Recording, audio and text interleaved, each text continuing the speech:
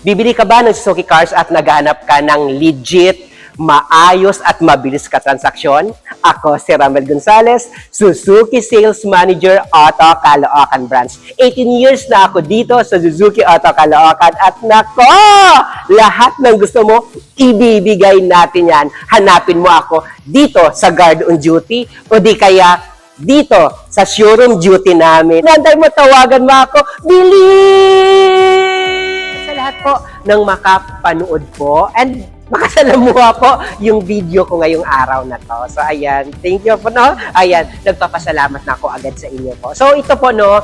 Ipakilala ko lang yung pangalan ko. Ako si Ramel Gonzalez, Suzuki Sales Manager, Auto Caloocan Branch. Ayan. So, ito, no? Sabi ko nga, ano po bang mayroon dito sa channel ko po? Sa channel ko, nagbibigay po tayo ng sobrang napakalaki po na discounted. Limpak-limpak po na previous talaga yung kaya natin ibigay. At ngayong araw, demo ko po sa inyo ang pinakabago at pinaka-latest natin na all-new Suzuki ATV po GA na.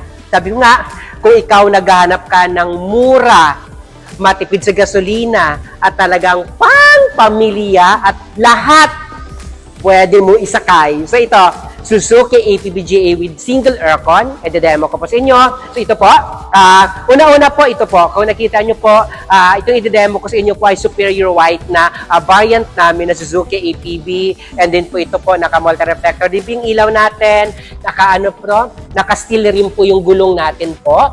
So, may mga iba din po guys na pwede din natin to i-customize pag gusto nyo. Pero ako personally, mas okay na din to kasi pag naka-steel rim po tayo, talagang napakatibay po yung gulong natin. Kahit saan po natin idaan yan. Ang kagandahan pa po, pag nakita nyo po yung Suzuki natin na ATV-GA po, grabe! Sobrang napakataas ng ground clearance. Lalong-lalo pa sa ngayon, no, na talagang dito sa Pilipinas, na maya-maya talaga, grabe po yung baha. Grabe po ang taas ng baha dahil nga po nga, hindi natin naagapan ngayon yung flood control natin na hindi naman nagagamit. At hindi naman talaga ginawa ng gobyerno natin. Kaya ito, para hindi ka magiging hassle talaga sa pag-uwi at sa mabaha o matakot po, ito bilhin mo. Talagang napakataas. Paano ko ba masabi na mataas? Kasi can you imagine ha? Even though ako talaga, kaya ko po lumusot dito po sa ilalim po ng Suzuki ATV. And kung makita mo pong ilalim niyo po, di ba magaspang? So ito po, nakita niyo po, ito po ay naka-factory undercoating po. Yun yung isa sa kagandahan po ng Suzuki ATV kasi hindi mo na kailangan po another pa po na na magpa-undercoat pa, na mag-additional bayad po para lang po dito. Kasi dito sa Pilipinas, madami tayong mga dagat o at least ito, hindi siya kakalawangin agad. Kasi po, naka-factory undercoating na po yung Suzuki ATV natin. So, kapag tignan naman din natin po guys, so alam nyo ba, noong 2009, ito lang po yung ATV natin po yung kung naalala nyo that time na may mga super typhoon po tayo na dito, sila lang talaga po yung nakapagratsada at nakatawid. Kasi sabi ko nga, ang radiator po ng Suzuki ATV natin dito sa harap, sobrang napakataas. So sabi ko nga, hanggang po dito, makakatawid ka talaga. Pero wag naman sobra-sobra. Okay? So tignan natin yung loob. Kung ano po bang mayroon po sa loob po ng Suzuki ATV natin para makita nyo din po. And ma-check kung okay po ba talaga yung loob po ng Suzuki ATV po natin. So ito guys, no? So ito, can you imagine ha? Sabi ko nga, pag nalaman niyo yung presyo nito, sobrang napakamura lang talaga. Sobrang napakamura po, ang mura-mura po ng Suzuki ATV natin. And sabi ko nga, pag sa akin ka pa kumuha at bumili po, nako! Hindi kita po hindi kita titipidin po sa discounted at deserve mo naman po iyan. Okay? So, ito guys, pag makita mo po, ito din, sabi ko nga lagi, Suzuki ATV natin, pag-imagine ha, napaka-komportable kasi yung headroom niya po, ang taas-taas ng headroom, and yung legroom niya din po guys, no? Sobrang napakataas. And sa lahat po ng mga ATV user natin, alam nila yan kung gaano ka-visible po yung pagdadrive natin sa harap po. So ito, mayroon na din sa dual airbags dito po sa passenger at dito po din sa driver seat natin. And just of course, glove compartment. And dito na din po guys yung stereo natin po, yung speaker natin. So ito, naka 5-speed manual. And check natin yung likod. So check natin yung likod. Kung sabi ko kanina, no, ito yung sasakyan na halos lahat po pwede mo isama. Ito yung sasakyan na pwede mo gamitin kung ikaw lagi po nagta-travel po sa probinsya po, naglo-long drive kayo, and kung weekend gathering po kayo, ito po yung pinaka-the best na pwede nyo po bilhin po. So check natin, pakita namin po kung ano po ba kaluwag sa likod or ilan talaga ka-passenger po yung pwede natin po isakay po. So, check natin ha, kung ilan po sila. So, ito po. So, dito ka muna. So, tignan natin. Dito guys sa second row. So, paano ba natin, kung paano ba natin mabuksan po sa likod at pwede dito kasakay. Dito lang naman, ipo-fold mo lang to. Even though pwede din dun sa kabila. And yes, of course, ito, ipo-fold mo lang and tumble po yung mga upuan natin po sa Suzuki natin na ATV. So, check natin kung ilan bang pwede magsakay po dito po sa loob. So, natin po, natin sa inyo ipakita. Then, yes, of course po, ayan. Then, sa likod naman po, dito, and doon po, pwede din po doon. So, yan. So, dito, tignan natin. So, yan. So, ito. So, ito guys, no, sasabi ko nga, dito po sa Suzuki ATV natin po, ipo-fold ko din to. So, yan. Para at least, ito, yung Suzuki ATV natin po na JA po, pwede tayo dito po. Ang pinaka-normal na pwede po makaupo po is 8. Pero pag sobrang gusto nyo po mas madami kayong sakay, pwede. Kasi dito po is 3.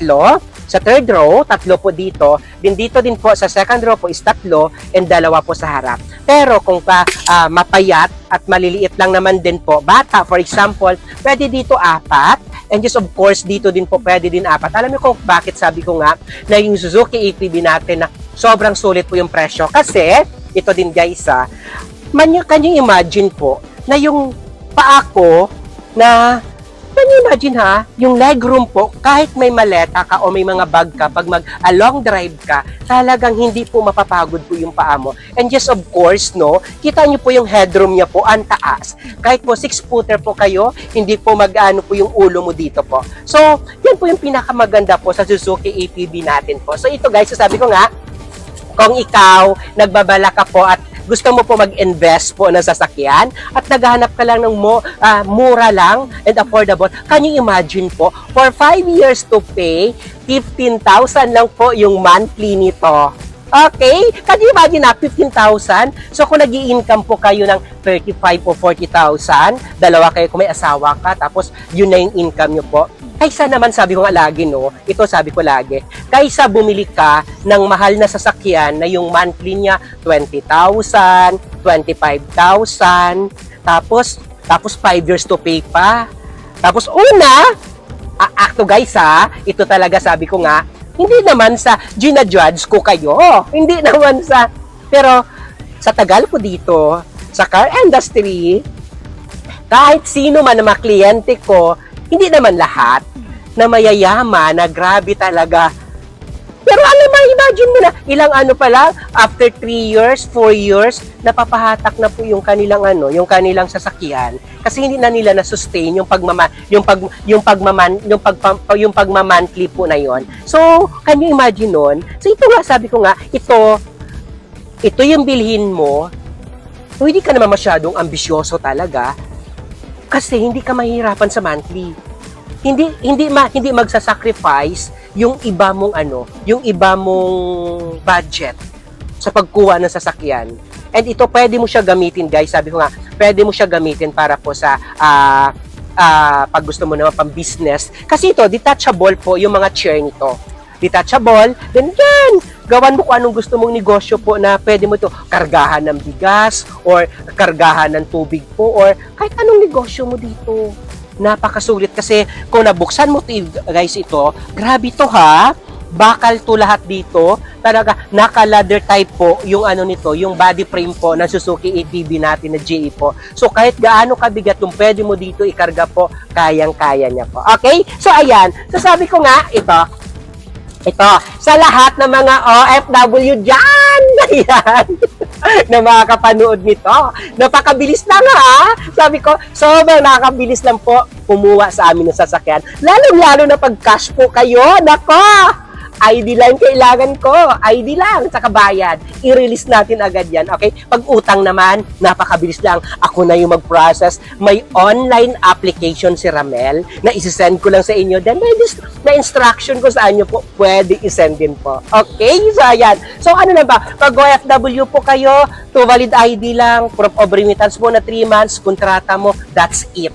Ganun lang kadali po. Okay? Pag dito naman po kayo nagtatrabaho po sa locally employed kayo sa Pilipinas, private man po or public man po, ano lang kailangan natin po? Certificate of Employment lang po na latest po. And valid ID.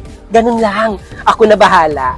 Then, may mga mayroon tayong mga ibibigay sa inyo din po guys na lagpas pa doon. Okay? So, ayan. So, tignan natin yung likod. Kung anong mayroon sa likod. So ito, yan lang naman. So ito guys, sabi ko, napo-fold in tumble yung chair. So tignan natin yung likod yan naman kung anong mayroon po sa likod po. So kita na kung gaano kaluwag po. So ito, ang luwag, di ba? Baba na kayo. So ayan po. Yan po. Nandahan lang Yan. So, tignan natin po yung likod niya naman po kung ano mayroon po sa likod po. So, yung likod niya po ito. Hali kayo. So, yun yun. Yung likod niya guys, no? So, sabi ko nga, ito po yung likod ng Suzuki ATV natin po. So, i-fold mo nga kung paano mo i-fold yan. So, ayan po. So, yung ATV natin guys, so sabi ko nga, napo-fold in tumble po yung chair. So, pag sinabi natin po, natatumble po yan. So, try mo nga dyan masakay kung kaya. Ito guys so sabi ko nga, pag madami tayo, tara, pag madami tayo po, yan, doon ka, ikaw nga, sabi ko nga, ito, pwede nyo matanggal po yung chair doon ha, yan. So, di ba? And yes, of course, so sabi ko nga, ayan.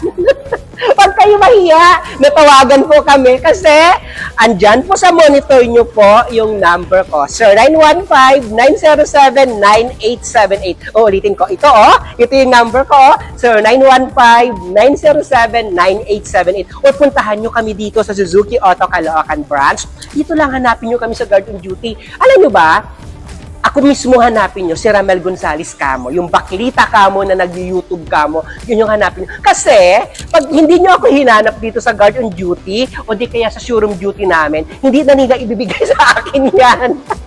Wala na, hindi na ako nakakausap. Hindi na tayo makakapagkapi dito. Ako mismo hanapin nyo.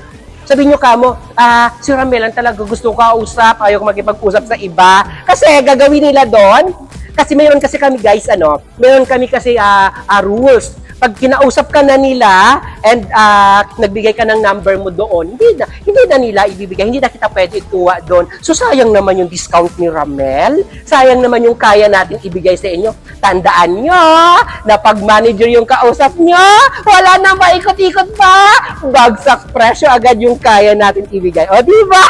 Ito yung mga tao ko naman. Okay? Ayan po. So sila naman po, maliban sa kaano po, pag ano naman, dito na mukha na yan. Kami mag-a-assist po sa inyo po. Okay? So, ayan. So, sabi ko nga, may mga online application tayo na pwede nyo po, na pwede nyo po makuha. And, napakaganda po talaga ng Suzuki ATV kasi sobrang napakamura, matipid sa gasolina, mataas ang ground clearance, kahit anong ikarga mo dyan, kargahan man dyan talagang wow! Grabe, the best po talaga. So, tignan natin ulit yung unahan po ng Suzuki natin Suzuki natin ATV natin single aircon po dito. Ayun po. Anyway pala guys, mayroon po tayong dalawang klase po ng ATV po. Suzuki ATV GA po. And ito yung pinaka lower variant po, Suzuki ATV natin na lower variant. And mayroon din po tayo na pinaka high end natin po ay Suzuki po natin GLX na dual aircon po. Okay? So, lahat po ng Suzuki natin na ATV po, single, manual lang lahat. Okay, manual lang po lahat, wala pong automatic po na Suzuki ATV.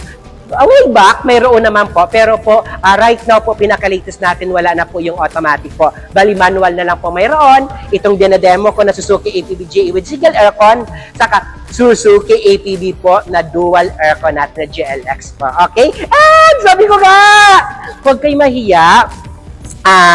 Mag-inquire lang kayo, magtanong lang kayo, mag-ano lang kayo sa amin po dahil sabi ko nga, ako na po bahala magbigay po sa inyo ng sobrang-sobra talaga. Hindi ko talaga kayo titipid. Siyempre no, kailangan ko ng benta, naghahabol ako ng benta, may quota kami every month, kaya talagang kailangan ko ibigay yung pinaka-the best na deserve mo naman. Hindi ko talaga kayo titipidin na. Okay? So ayan, so sa lahat ng mga gusto bumili, may mga kaibigan, may mga kilala, may mga kapamilya na gusto po, at may mga ka-office mate na kabalita kayo na nagbabala kumuha na po ng sasakyan. Ito na. Sobrang napakamura lang po nito. Then yung monthly nito for 5 years po, 15,000 lang. See?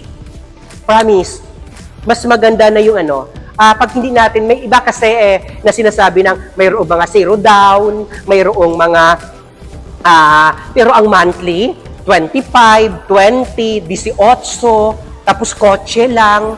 Ito, yes of course naman, kaya naman yan sa 2, 3, 4, 5 na buwan, 1 taon, kaya yan. Hindi naman natin alam kung kaya natin ang 5 years. Alam niyo yan! Huwag tayo palagi mapakampante na kaya natin. Okay, doon na tayo sa alam natin na at the long run, na kaya mo i-sustain yung monthly na yan. Okay? So, ayan, ulitin ko sa lahat ng mga nandyan. Huwag kayo mahiya. Tawagan, i-update nyo ako. Ako na po bahala sa inyo. Okay? Huwag nyo din kalimutan po i-like, i-share na din po, and pa-click na din po yung notification bell nito para palagi kayo. Nag-upload ako lagi. Pwede nyo ako ma-follow sa lahat ng mga social media account ko po. Okay? Meron po tayong TikTok account, Instagram po, Facebook pages, and personal Facebook ko po, Ramel Gonzales. Kung ano po yung pangalan ko sa YouTube na Ramel Gonzales, lahat ng social media account ko po, ganon din po lahat po. Okay? And mabilis nyo ako makita doon kung ako yan. Kasi mukha ko lang po yung lahat ng profile picture ko po. Okay? And yung number ko naman, naka-WhatsApp number and naka-Viber ready. Ito kita mo, 0915-907-9878. Okay? 0915-907-9878. Ito sa monitor mo. Yan yung number ko. Tawagan mo ako. Ramel Gonzales na nagsasabi na, tawagan mo ako.